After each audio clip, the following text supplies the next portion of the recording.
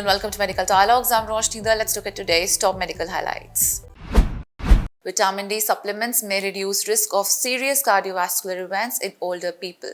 Cardiovascular disease is a general term for conditions affecting the heart or blood vessels and is one of the main causes of death globally. CVD events such as heart attacks and strokes are set to increase as populations continue to age and chronic diseases become more common. Vitamin D supplements may reduce the risk of major cardiovascular events such as heart attacks among people aged over 60, finds a clinical trial published by the BMJ. The researchers stress that the absolute risk difference was small, but they say that is the largest trial of its kind to date and further evaluation is warranted, particularly in people taking statins or other cardiovascular disease drugs. D-Health trial was carried out from 2014 to 2020 and involved 21,315 Australians aged between 60 to 84 who randomly received one capsule of either 60,000 international unit vitamin D or placebo taken orally at the beginning of each month for up to 5 years. Data on hospital admissions and deaths were then used to identify major cardiovascular events including heart attacks, strokes and coronary revascularization. The average treatment duration was 5 years and more than 80% of participants reported taking at least 80% of the study tablets. During the trial, 1,336 participants